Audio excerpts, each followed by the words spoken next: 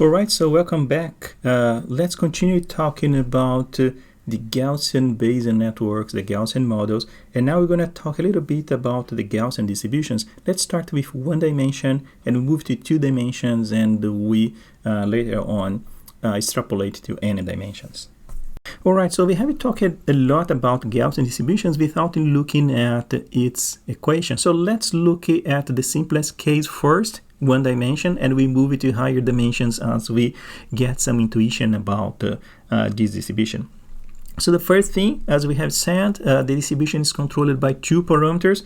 One is the mean mu, and the second one is the variance sigma square, or the standard deviation sigma. So the equation is this one here, and it looks very daunting, but it's actually a relatively simple equation. So what we are talking about is the probability of x will be given by, first, we have this term here that we're going to call z, and this is a normalization term. So z is a term that makes this distribution sum to 1, and that's important, as we haven't seen before for the discrete distributions, that a probability of all possible values. So if we integrate this function here, we need to have the value 1. So this is basically the area of this curve here.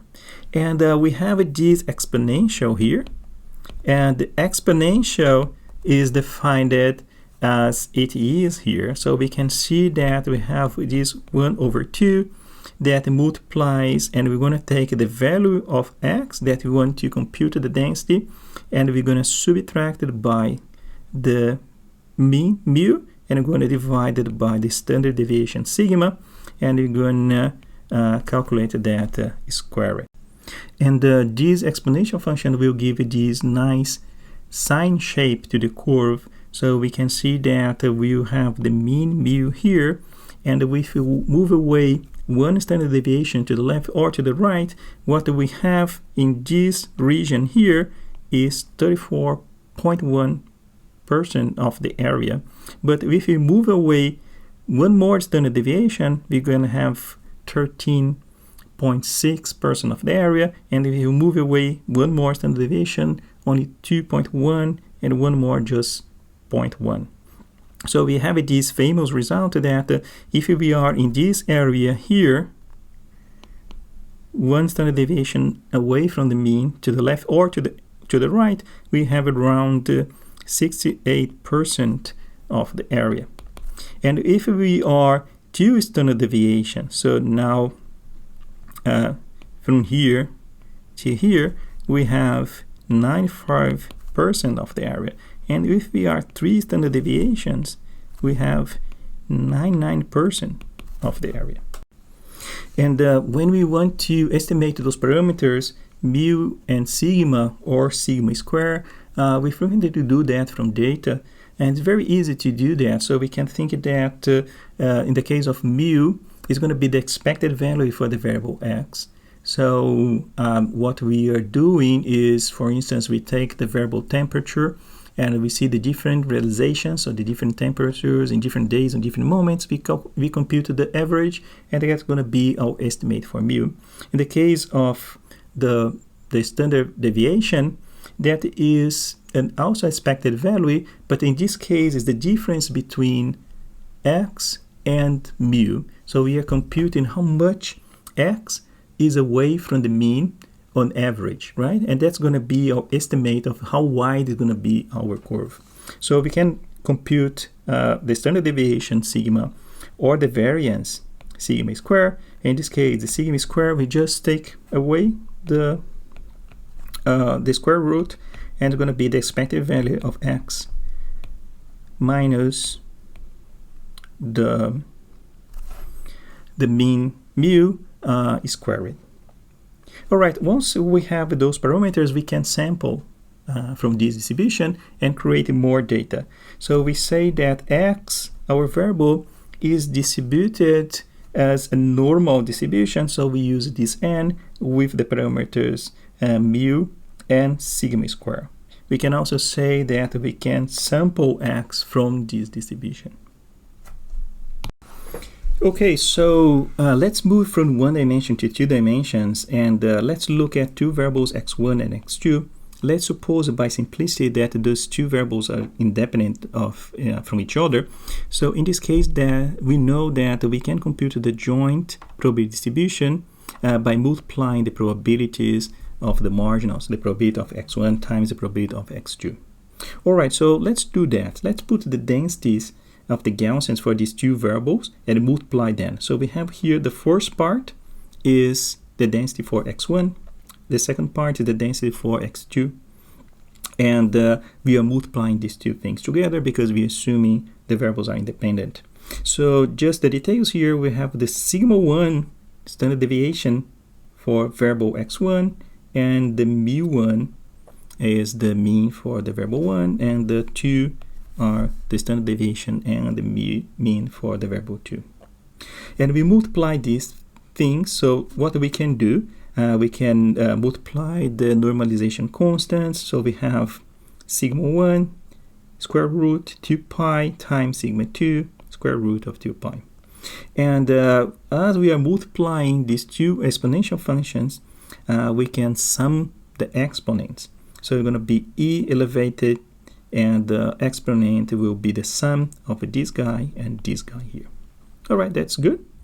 Next step, as we are multiplying the square root of 2 pi, we can get rid of the square root, and we're going to simplify this by being sigma 1 times sigma 2 times 2 pi. And well, we haven't done much with the exponent yet, but what we can do, we can move this square to the two parts, the numerator and the denominator. So exactly what we are doing here. So we have now here sigma 1 square and sigma 2 square in the denominator, and the x1 minus mu1 square and the x2 minus mu2 square. What we can also do is to move this minus 1 over 2 outside here. So we're going to have this constant multiplying these two terms. So when we multiply, we're going to turn, so it's important to change the sign here, because when we multiply the minus 1 over 2, this second term will become negative as well.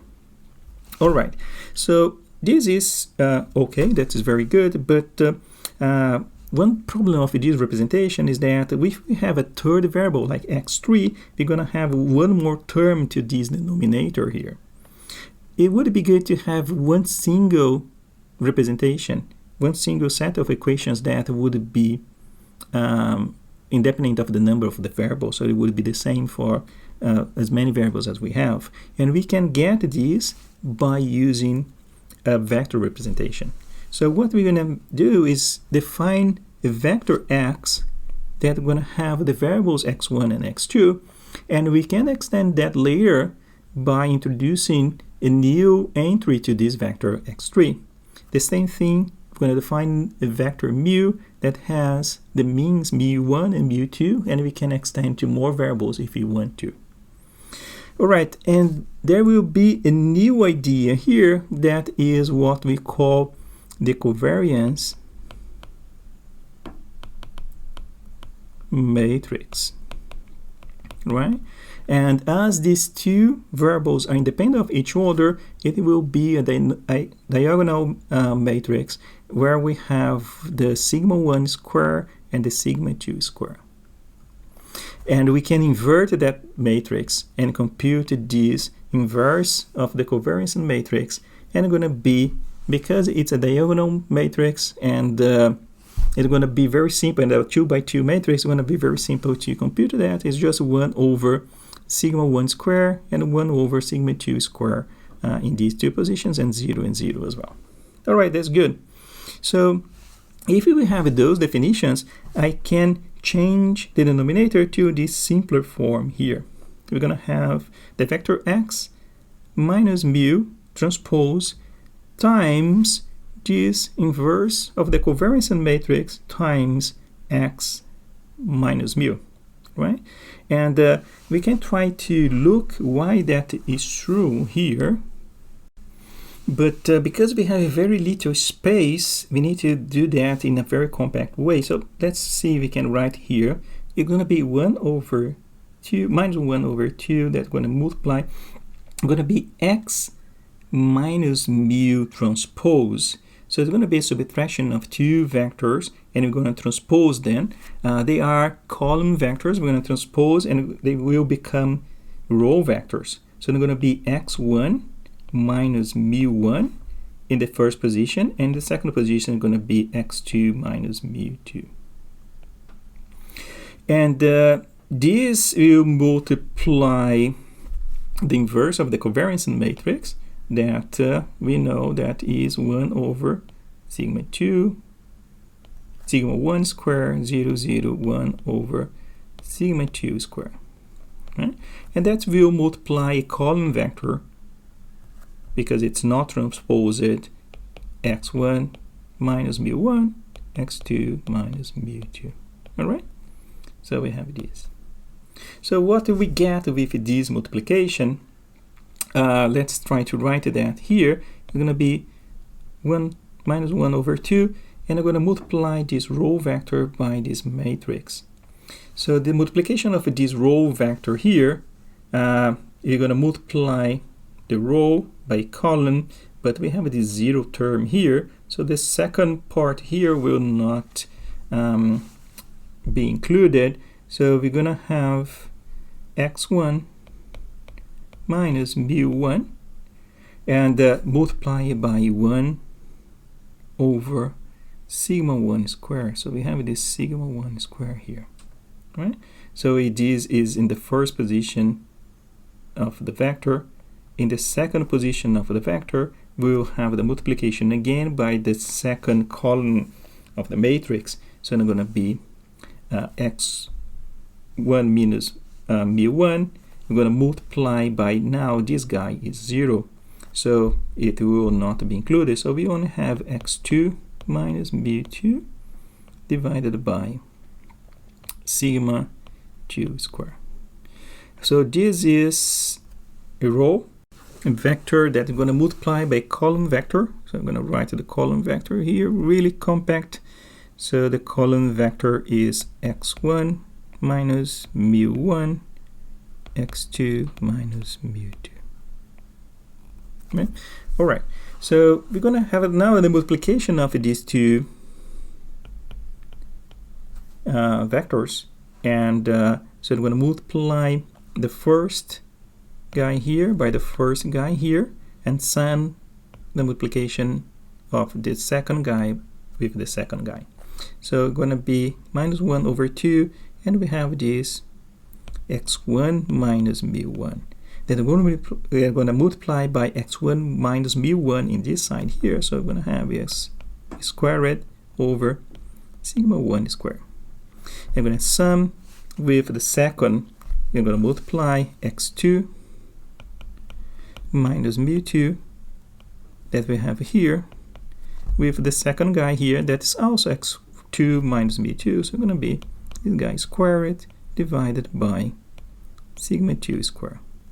So what we have here is exactly what we have in the exponent here, right? So this is a compact representation for this quantity here. And as I said, we can extrapolate that and include more variables into the vectors and also in the covariance and the inverse of the covariance matrix and grow this without changing the equation. So it is very common to see this vector representation when we talk about the multidimensional Gaussians, as we're going to see in the next slide. Okay, so let's talk a little bit about the Gaussian distribution for n dimensions. So what's going to be the parameters that we will have? So we're going to use the vector representation that we talked about in the last slide, and in this case we're going to represent the mean mu as a vector with n dimensions. So let's suppose that we have n variables that are x1 till xn. So we can think that the vector mu will have the means for these variables from x1 to xn. So it has n positions here. And the covariance matrix will be n by n matrix. So if we think about this n-dimensional Gaussian, it's a quite compact representation for a distribution. When we are talking about discrete variables, when we're talking about n variables, we're talking about something that has an exponential in n. So it's going to be much larger. So having just this quadratic covariance matrix is quite reasonable. We could try to represent joint distributions by n-dimensional Gaussians. We don't do that in practice because sometimes even n square is too big if you have large n's. Something that we lose when we use multidimensional Gaussians to represent the entire joint distribution is the fact that we lose a little bit of insight about the problem. When we have, for instance, the Gaussian Bayesian network, we can see which are the variables, which are dependent of each variables, and we can look at each node and we're going to see one-dimensional Gaussian there representing or a root node or a conditional probability distribution. So it's a little bit harder to understand a multidimensional Gaussian, so that's why we don't use that very often to represent the joint distributions. But we could do that, and it's reasonable compact, right? Okay, it's hard to draw n-dimensional Gaussians, so we can look at two-dimensional Gaussians. So the shape is like this one that we have in the figure, and in this case we have here a variable x1 and a variable x2. When we are plotting these multidimensional Gaussians, or in this case the two-dimensional Gaussians, what we frequently do is to plot the contour plots like this guy and this guy. This is basically the idea of plotting the Gaussian with different probability values. So it's like cutting this guy here at multiple levels here. So we'll have, looking from the top, we're going to have these different contours in the plot. The equation looks like something that we haven't seen before. So here, look at that, the exponent is the same as we defined in the previous slide for 2 dimensions, but yeah, this normalization constant here look a little bit different, but it is actually the same thing. So if we look at before we had n equal to 2 dimensions, so it's going to be 2 over 2, so this is basically cancel, so it's going to be 1 over 2 pi, it's going to multiply, and this guy here is the determinant of the covariance matrix, and the determinant of the covariance matrix is basically the multiplication for the 2 by 2 diagonal matrix, going to be the multiplication of the 2 elements that we have there. So we had the sigma 1 square times the sigma 2 square, and that's going to be elevated to 1 over 2. So basically what we are doing is computing the square root of this guy here. All right, so now we can see that we are talking about the same thing that we had before, that was 2 pi sigma 1 times sigma 2, right? Okay, and we also have the covariance matrix. Let's take a look for 2 dimensions, and extrapolate that to n dimensions is very simple. You just add more rows and columns. So what we saw in the previous slide was the covariance matrix for 2 independent variables, and in this case it was a diagonal matrix, but in general it's not like that, so we need to compute the full covariance matrix. So when we have 2 variables that are independent from each other, we have a situation like this one that we show in this contour plot. So what we have are circles, right? Because one Gaussian does not depend on the other Gaussian. So if we look here, it doesn't look much as circles, but it's looking at a little bit different is the fact that the scale of x is wider than the scale of y. So if you look here, we see that we are between -2 and 2, but here we also are between -2 and 2. So it's just the scale of the axis here, but that's actually 2 independent variables. right? So what happens if the variables are not independent? So when the variables are not independent, if you increase one variable, it can change the value of the other. It can increase or decrease the value of the other. So we're going to have something more like this, right? Okay, so the covariance matrix will measure how one variable depends on the other. So it's going to be a measure of dependency between variables. So let's take a look in a few cases here, and let's see how it's computed. So basically, the covariance between two variables x1 and x2 is the expected value of x1 times x1 minus mu1 times x2 minus mu2.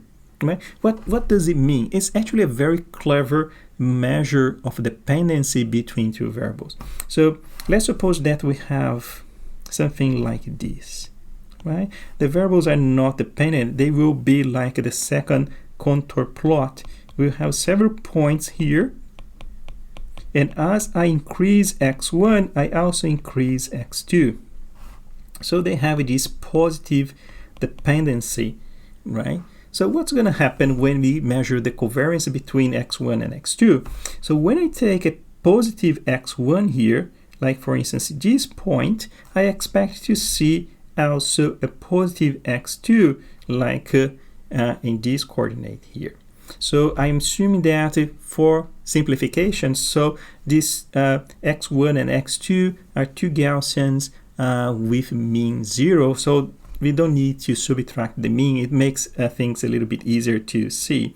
So in this case, x1 is going to be a positive, x2 is going to be a positive number. The multiplication of these two numbers will be positive, right? And what happens if we take x1 as a negative number? We're going to see that we expected to see also negative numbers for x2. And the multiplication of a negative x1 times the negative x2 is going to be a positive value. So when we sum these things and compute the average, I expect on average to see a positive covariance between x1 and x2, right? That's pretty clever. What happens if we have a negative dependency between the variables? Is the opposite case. When I take a positive value for x2, I expected to see a negative value for x1. Sorry, if I take a positive value for x1, I tend to see a negative value for x2, right? And if I take a negative value for x1, for instance, this point here, I see a positive value for x2. So I multiply a negative by a positive number, and or a positive number by a negative number. In these two cases, the result is a negative number. When I sum and I take the average, I expect to see a negative value, and so we have a negative covariance, right? A third case that we can look is that if the two variables are independent from each other. So I have x1, x2. In this case, it doesn't seem to have any dependency between them. So we're going to have points around circles, right? So they form a circular shape. So what happens here? Well, what's going to happen is that when I take a positive value for x1, like a point here, I may see a positive value for x2 or a negative value for x2. Is equally likely because these two variables are independent. Increasing x2 does not increase x1 and vice versa. And the same thing if I take a negative value for x1, I may see a positive value for x2 or a negative value for x2. I will multiply these numbers. Sometimes I'm multiplying two positives, sometimes I'm multiplying one positive and one negative, or vice versa, or two negatives. But when I compute the average over a large number of values, I expect to see a covariance around 0, right? And that is the values that compose the covariance matrix. So the covariance matrix will have in the diagonal the variance of the variables, right? Actually, the variance of a variable x1 is also the covariance of x1 computed. The covariance is computed between x1 and x1, right? So if we change here from x2 to x1 and make this multiplication, so what I get is the expected value of x1 minus mu1 squared. And that is our equation for the variance. So let me just erase this here, and all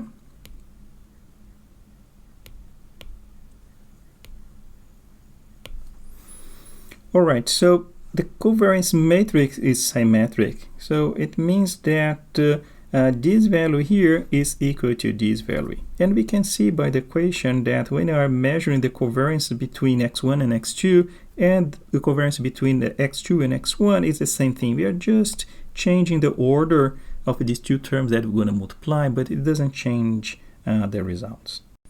All right, let's take a look at one example to see if we understood all the concepts in the next slide. Okay, let's take a look at one example, and it's very difficult to plot a Gaussian distribution with three variables, but we can look at the variables individually. So we have here the mean vector mu and the covariance matrix sigma, and we can see that if you look just at x1, so x1 has a mean 1, x2 has a mean minus 3, and x3 has a mean 4, right? And they also have different variances, so we're going to be 4 for x1, 5 for x2, and 8 for x3. So if we plot that, we expect to see a distribution like this for x1. For x2 is going to be a little wider, something like this, and for x3 is going to be a lot wider, so you're going to expect to see something that starts and ends and something like this, right? So we have different variants for the distributions, and we can also look at these numbers here, right? So we have x1, x2, x3, x1, x2, and x3. So this guy here is the covariance between x1 and x2, and we see that is positive, right? So we say that x1 is positive correlated with x2, and the opposite is also true. Let's say that x2 is positive correlated with x1, and we see that because the matrix is symmetric and we have this number here. But the other correlations are negative, and x3 is negative correlated with x1, and we can see here, and also the opposite is true, we can see here, and we can see that x3 is negative correlated with x2 as well, right? So if we look at the variables x1 and x2, so what do we expect to see? It's something like this. So we're going to have x2 here in this plot, x1 here, and we know that for x1 we have the mean 1, and for x2 we have the mean minus 3, so it's going to be minus 1, minus 2, and minus 3. So we have the center, and if we draw the contour plots, so what we expected to see are, this is going to be the center of the contours, and we have a positive correlation between x1 and x2, so we're going to have something that looks like something like this, right? Okay. All right, so let's finish this video by talking about independencies in a multivariate Gaussian distribution. So we saw when we defined the covariance matrix for two independent variables that we could find zeros in the covariance matrix, and those zeros had the meaning that the variables were independent. And this is unconditional independent, right? So we can formalize this and make a statement: if we will have two variables xy and xj, they will be independent if and only if we look at the covariance matrix, and we're going to find a 0 there. And remind you that the covariance matrix is symmetric, so when xi is independent of xj, we also expect that xj is independent of xy, and I'm going to see that in the covariance matrix by this symmetry property. All right, and what we can say about the conditional independencies? The conditional independencies are not present in the covariance matrix, but we can find them in the inverse of the covariance matrix that we frequently call the information matrix, or simply J. So this matrix J is just the inverse of the covariance matrix, nothing else, and it has a very interesting property.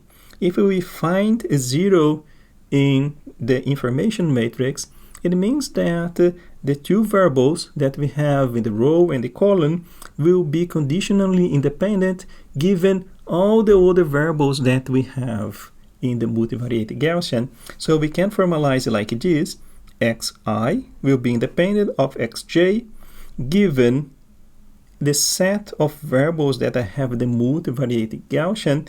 But of course, fi and xj, it doesn't make sense to talk about A is independent of B given A and B or something like this. So we have to remove the two variables if and only if the entry in the position ij of the information matrix is equal to 0. So if we take this matrix here as one example and we compute the inverse, and that takes a little bit of time, so we're not going to do that here, but we can use the software to compute that. We get this information matrix, and we can see that we have the entries here. So the information matrix computed from the covariance matrix will also be symmetric. So if we find a 0 in this position, we expect to find a 0 in this position as well. It means that this is x1 and this is x3. So I'm making a statement that x1 is independent of x3 given all the variables that I have in the multivariate Gaussian, and the other variables are x2 and x3 that I already mentioned. So it will be independent of x1, x2, x3 minus the two variables that I have, that is x1 and x3, right? So of course, because we have only 3 variables here and the 2 of them are independent of each other, so basically when we compute that here, what we have is x1 independent of x3 given x2. That's the only variable that's not happening here, right? So this is the statement about conditional independencies that we can find. So of course we can do that, but we don't do that very frequently, right? So we can have create a model that's going to be a joint probability distribution using this multivariate Gaussian. We don't do that a lot in practice, but we could do that. It's very similar to have the full joint distribution for a set of discrete variables, like we saw this before. In this case, if we have this joint distribution, we can read the conditional and the unconditional independencies by looking at the covariance matrix and the information matrix. All right, that's all for this video. Let's take a break and we continue. And the next video we'll talk more about the Gaussian Bayesian networks, and we're going to define the canonical forms and the operations over these forms. So let's continue in the next video.